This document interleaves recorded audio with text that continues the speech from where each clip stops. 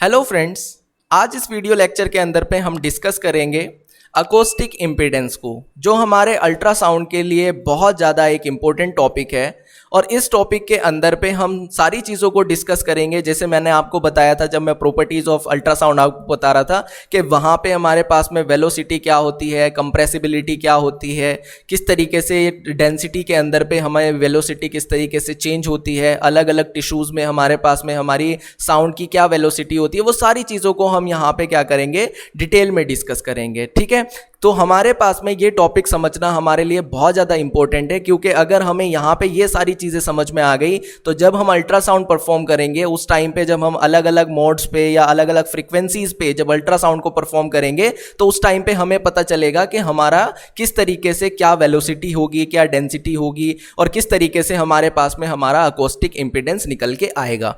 ठीक है, तो हमारे पास में अगर हम बात करें अकोस्टिक इम्पीडेंस की तो इसको हम Z से डिनोट करते हैं। किससे करते हैं? Z से डिनोट करते हैं। अब ये अकोस्टिक इम्पीडेंस होता क्या है? Acoustic impedance major how much a medium. अब मीडियम हमारे पास में क्या है भाई? मीडियम हमारे पास में साउंड भी हो, सॉलिड भी हो सकता है, लिक्विड भी हो सकता है, गैस भी हो सकता है।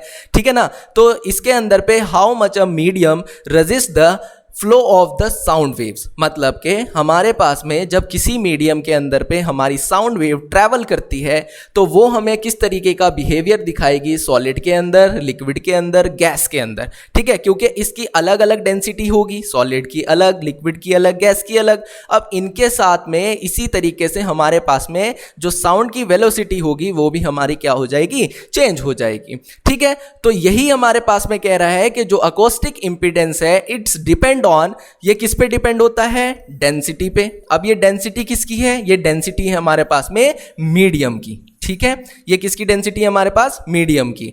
उसके बाद में हमारे पास में speed of sound, speed of sound हमारे पास में हमारी क्या है? वेलोसिटी है। भाई जो हमारी वेलोसिटी है, ये वेलोसिटी को हम स्पीड भी तो कहते हैं, तो इसको हम क्या में काउंट कर रहे हैं? इसको भी हम मीडियम के अंदर काउंट कर रहे हैं। तो अगर हम इसको डेंसिटी और स्पीड के अकॉर्डिंग काउंट करेंगे तो हमारे पास में निकल के आएगा अकोस्टिक इम्पीडेंस। तो हम यहाँ पे सब चीज़ों को एक एक करके पहले समझेंगे। तो पहले हम यहाँ पे समझेंगे हमारे पास में वेलोसिटी को। किसको? वेलोसिटी को। देखो भाई, वेलोसिटी को हम क्या कह रहे हैं? ये हमारे पास में क्या है? ये हमारे पास में हमारी स्पीड है। और स्पीड भी हमारे पास में किसकी है? हमारी साउंड वेव की।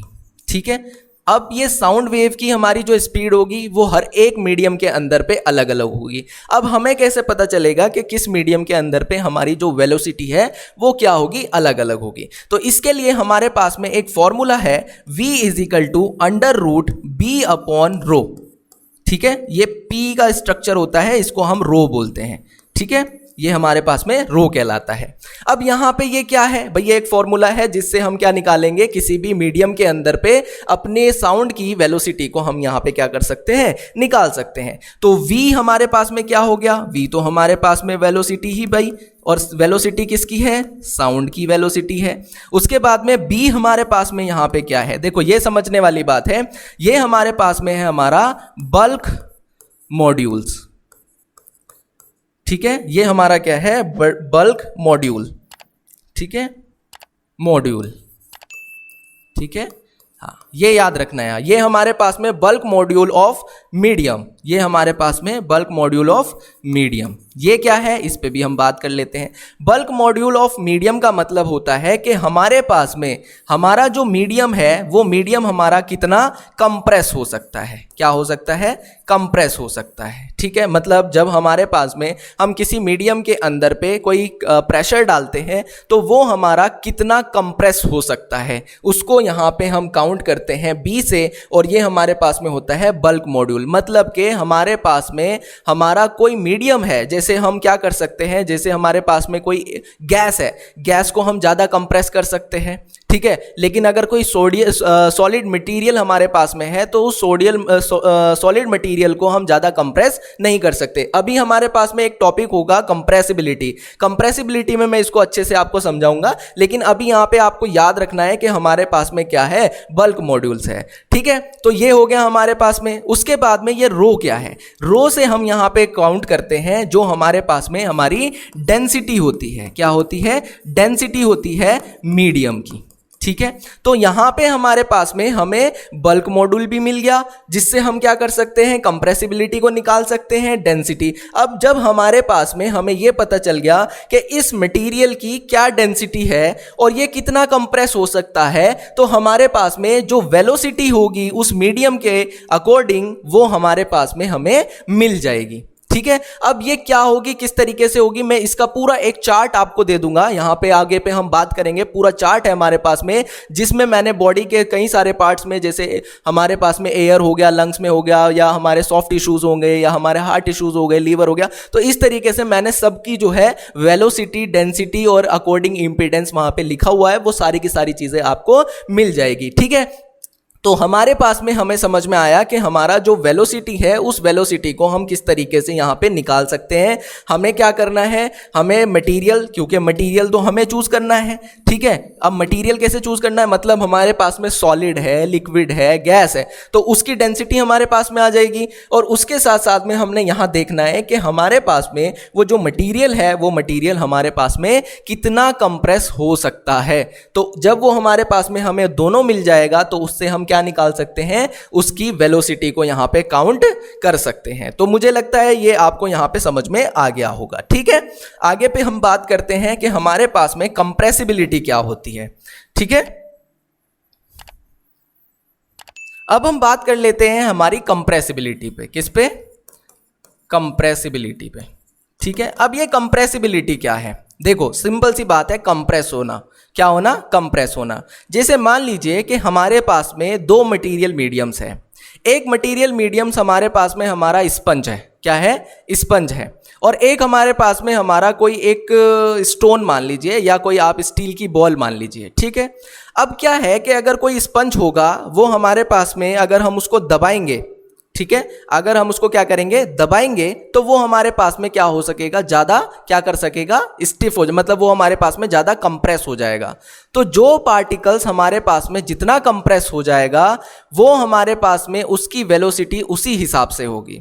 और जो हमारे पास में हमारा मटेरियल्स होगा, वो मटेरियल हमारा इतना कंप्रेस नहीं होगा। जैसे मैंने स्टील की बॉल आपको बताई, तो उसकी जो वेलोसिटी होगी उसके अकॉर्डिंग, अब दोनों की वेलोसिटी तो सेम नहीं हो सकती, क्योंकि वो तो हमारे पास में ज्यादा कंप्रेस हो रहा है। तो जो ये हमारे पास में क्या है, जो हमारा मटेरियल है, स्टील की बॉल है, ये हमारी कम कंप्रेस हो रही है।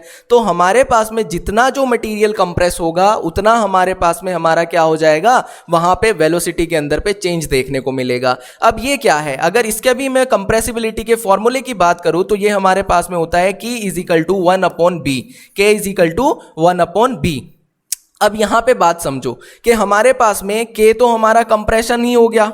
क्या हो गया, कंप्रेशन ही होगा। अभी मैं इसको आपको समझा देता हूं। ठीक है, ये हमारा तो कंप्रेस ही हो गया। अब बी हमारे पास में, आप सबको पता है, ये हमारे पास में हमारा बल्क मॉड्यूल हो गया। ठीक है, क्लियर हो गया जो हमने अभी बात करी है। अब यहां पे बात आती है कि वहां पे भी हमने इसकी बात करी और यहां पे भी, तो इसकी सीधी सीधी बात आ रही है कि ये हमारे पास में हमारा कितना कंप्रेस हो रहा है। अब सोच के देखिए, अगर हमारे को पास में कोई स्पंजी पार्ट है, क्या है, स्पंजी पार्ट है, तो ये हमारे पास में मैक्सिमम क्या हो जाएगा, कंप्रेस हो जाएगा। क्या हो जाएगा, कंप्रेस हो जाएगा। और अगर ये हमारे पास में ज्यादा कंप्रेस होगा, तो इसके अंदर पे हमारे पास में हमारी जो वेलोसिटी होगी, वो वेलोसिटी भी हमारी यहाँ पे क्या हो जाएगी, कम हो जाएगी। क्या हो जाएगी, वेलोसिटी भी हमारी इसकी यहाँ पे क्या हो जाएगी, कम हो जाएगी। ठीक है ना, डिक्रीज हो जाएगी। ठीक है, याद रखना है, जितना हमारे पास में कोई मटीरियल जितना ज्यादा कंप्रेस होगा, उसकी वेलोसिटी भी उतनी कम हो जाएगी। याद रखना है आपको, ये बात हमेशा याद रखेंगे आप, कि कोई मटेरियल हमारे पास में जितना ज्यादा कंप्रेस होगा, उसकी हमारे पास में वेलोसिटी उतनी कम हो जाएगी। क्लियर हो गई, ओके। उसके बाद में अगर हमारे पास में हमारा कोई सॉलिड पार्ट है, ठीक है, या सॉलिड मटेरियल है, तो इसके अंदर पे हमारे पास में हमारी जो क्या होगी, कंप्रेसिबिलिटी होगी, वो कैसी होगी, मिनिमम होगी। ठीक है, अगर मिनिमम कंप्रेसिबिलिटी होगी, तो इसके अंदर पे हमारी जो वेलोसिटी होगी, वो वेलोसिटी हमारी कैसी होगी, इंक्रीज होगी। क्या होगी, इंक्रीज का मतलब बढ़ेगी नहीं, इसमें डिक्रीज हो जाएगी, हमारे पास में इसकी वेलोसिटी इसके अकॉर्डिंग ज्यादा होगी। कैसी होगी, ज्यादा होगी। तो ये बात आपको यहां पे समझनी है कि हमारे पास में जो कंप्रेसिबिलिटी है, उस कंप्रेसिबिलिटी के अकॉर्डिंग हमारे पास में मीडियम के अंदर पे वेलोसिटी जो होती है वो क्या हो जाती है, चेंज हो जाती है। अगर हमारा कोई मीडियम जो है वो कंप्रेस ज्यादा हो रहा है तो हमारे पास में क्या हो जाएगा, हमारी वेलोसिटी कम हो जाएगी। और अगर हमारे पास में कोई हमारा मीडियम जो है वो ज़्यादा कम कंप्रेस होगा, मतलब वो कंप्रेस नहीं होगा, तो वहाँ पे हमारे पास में हमारी वेलोसिटी ज़्यादा रहेगी।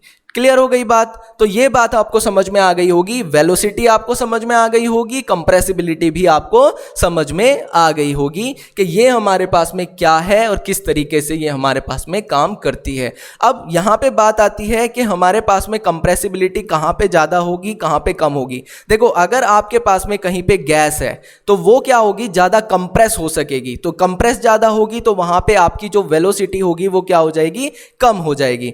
और जहाँ पे आपके पास में आपका, जब मान लीजिए कोई सॉलिड पार्ट है तो वहां पे आपका क्या होगा, वहां पे आपकी जो क्योंकि कंप्रेशन वहां पे कम होगा तो वहां पे वेलोसिटी आपकी ज्यादा रहेगी। तो इस तरीके से हमारे पास में हमारी कंप्रेसिबिलिटी के साथ साथ में हमारी जो वेलोसिटी होती है वो क्या करती है, फंक्शन करती है। तो आपको वेलोसिटी निकालने का फॉर्मूला भी मिल गया और कंप्रेसिबिलिटी निकालने का फॉर्मूला भी आपको यहाँ पे मिल गया। अब हम बात करते हैं कि हमारे पास में हम किस तरीके से अपने अकोस्टिक इम्पीडेंस को निकालते हैं। भाई, हमें कैसे पता चलेगा कि हमारे पास में किसी मटेरियल का, किसी मीडियम का हमारे पास में क्या अकोस्टिक इम्पीडेंस है। ठीक है, हमारे पास में क्या अकोस्टिक इम्पीडेंस है वो हमें किस तरीके से पता चलेगा। तो अकोस्टिक इम्पीडेंस को निकालने के लिए हमारे पास में हमारा होता है एक फॉर्मूला Z इजिकल टू, ये होगा हमारे पास में हमारा, एक तो हमारी सिंपल सी बात है, यहाँ पे हमने डेंसिटी रखनी है, यहाँ पे हमारे पास में हमारी डेंसिटी रहेगी, और दूसरा इसके साथ साथ में हमारे पास में इसकी वेलोसिटी रहेगी। क्या रहेगी, वेलोसिटी रहेगी। अब यहाँ पे हमारे पास में अगर हम Z की बात करें तो Z तो हमारे पास में हो गया, हमारा क्या हो गया, अकोस्टिक इम्पीडेंस। ठीक है, ये तो हमारा अकोस्टिक इम्पीडेंस हो गया। ये हमारे पास में जो रो है ये हमारे पास में क्या है, ये हमारे पास में हमारी डेंसिटी है मीडियम की। ठीक है, और उसके बाद में हमारे पास में जो ये V है, V हमारे पास में क्या है, V है हमारे पास में वेलोसिटी। ये क्या है हमारे पास में, हमारी वेलोसिटी ऑफ मीडियम। मीडियम के अंदर पे हमारे पास में, या हम यहाँ बोल देंगे क्या बोलते हैं उसे, वेलोसिटी ऑफ साउंड। ठीक है, क्योंकि हमारे पास में हम वेलोसिटी साउंड की निकालेंगे लेकिन डिफरेंट मीडियम में निकालेंगे।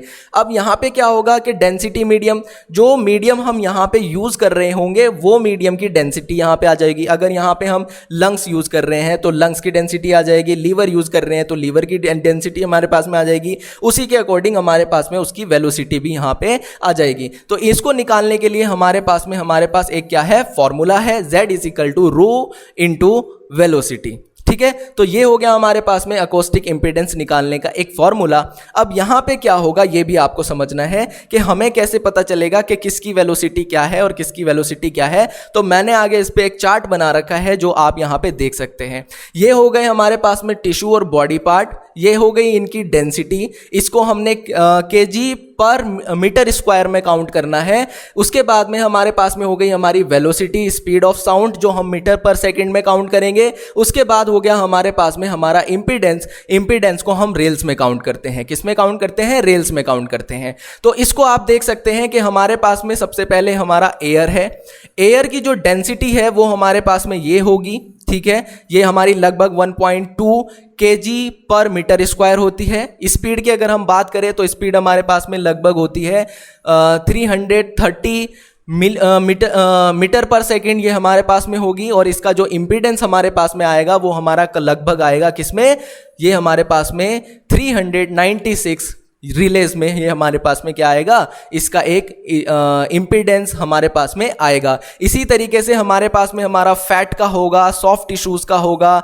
ठीक है ना। उसके बाद हमारे पास में मसल्स का होगा। अच्छा, सॉफ्ट टिश्यूज में हमारे पास में अलग अलग होते हैं, तो यहां पे हमने एक एवरेज ले लिया है। क्या ले लिया है? एक एवरेज ले लिया है। आपको याद होगा कि मैंने आपको बताया था कि हमारे पास में एक वेलोसिटी होती है सॉफ्ट टिश्यू की, जिसके अंदर पे मैंने आपको बताया था कि यह हमारे पास में एक स्टैंडर्ड वैल्यू होती है, जिसको हम लगभग 1540 यहाँ पे 1540 मिली सेकेंड्स मैंने वहाँ पे आपको लिखा था। तो ये एक स्टैंडर्ड वैल्यू हमारे पास में होती है, वेलोसिटी हमारे पास में होती है, जो हम सॉफ्ट टिश्यू के अंदर पे काउंट करते हैं, ठीक है। ये हमारे पास में एक एवरेज है, स्टैंडर्ड वैल्यू है, ठीक है। तो इसको आप याद रखना इस तरीके से। उसके बाद में हम लीवर का हमारे पास में हमारी जो है डेंसिटी, स्पीड्स और इसका जो है इंपीडेंस हम यहाँ पे देख सकते हैं। ब्लड है हमारे पास में, ब्रेन है हमारे पास में, किडनी है हमारे पास में, स्किन है हमारे पास में, बोन है, ठीक है। जो बोन हमारे पास में कॉम्पैक्ट बोन है, हार्ड बोन है, वो हमारे पास में, और उसके साथ साथ में जो हमारे पास में हमारी स्पंजी बोन है। तो ये सारी के सारे हमारे पास में according to tissue body parts उनकी डेंसिटी है। इसको आप यहाँ पे देख सकते हैं, इसका स्क्रीनशॉट लेके आप अपने पास रख सकते हैं। ये इसकी जो है स्पीड है और साउंड है, ये हमारे पास में इसकी वेलोसिटी है, और ये इसके पास में हमारा कैलकुलेटेड इंपीडेंस है, जो हमने वहाँ पे जो फॉर्मूलेज आपको बताए हैं वो फॉर्मूला के अकॉर्डिंग यहाँ पे ये वैल्यूज हमने निकाल के इसको क्या कर दिया है, यहाँ पे हमने इसको रख दिया है। तो ये है हमारे पास में हमारा जो अकोस्टिक इंपीडेंस है, वो हमारा अकोस्टिक इंपीडेंस किस तरीके से आता है। क्या हमारे पास में डेंसिटी होती है, क्या हमारे पास में वेलोसिटी होती है, कंप्रेसिबिलिटी क्या होती है, और कंप्रेस होने से हमारे ऊपर पे क्या फर्क पड़ता है। अगर ज़्यादा कंप्रेस होगा तो हमारे पास में वेलोसिटी कम हो जाएगी, और अगर हमारे पास में कम कंप्रेस होगा तो वेलोसिटी हमारी ज़्यादा रहेगी, ठीक है। तो इसी तरीके से, क्योंकि अभी हमने यहाँ पे एक और चीज़ देखनी है कि हमारे पास में जब बॉडी पार्ट के अंदर पे हमारी जो साउंड वेव होगी वो ज़्यादा किस जगह पे ज़्यादा तेज़ी से ट्रैवल होगी, उस पर भी हम एक वीडियो बनाएंगे कि हमारे पास में कहाँ पे हमारी जो साउंड वेव्स है वो साउंड वेव्स कहाँ पे ज़्यादा हो रही है, या किस तरीके से उसके अंदर पे हमें एंगल्स चेंज होते हुए दिख रहे हैं। क्योंकि अभी हमने क्या करना है, एक टॉपिक पढ़ना है इसके बाद में, इंटरेक्शन अल्ट्रासाउंड विद मैटर्स, ठीक है। वो भी हमारे पास में एक बहुत इंपॉर्टेंट टॉपिक है। उसके अंदर पे हम ये सारी चीज़ों पर बात करेंगे कि हमारी जो साउंड वेव्स होती है वो साउंड वेव्स किस तरीके से ट्रैवल करती है, या मीडियम के साथ में किस तरीके से इंटरेक्शन करती है, क्या स्कैटरिंग होती है, क्या एब्जॉर्प्शन होता है, ट्रांसमिशन क्या होता है, वो सारी चीजों पे हम वहां पे डिटेल में डिस्कस करेंगे। तो मुझे लगता है कि आपको अकोस्टिक इंपीडेंस क्या होता है, कंप्रेसिबिलिटी क्या होती है, वेलोसिटी क्या होती है, डेंसिटी क्या है, वो सारी चीजों को आपको यहां पे समझ में आ गया होगा। तो हमारे पास में हमारी अकोस्टिक इंपीडेंस वीडियो के अंदर पे इतना ही, आज की वीडियो के अंदर पे इतना ही। Thank you very much. Please subscribe my channel.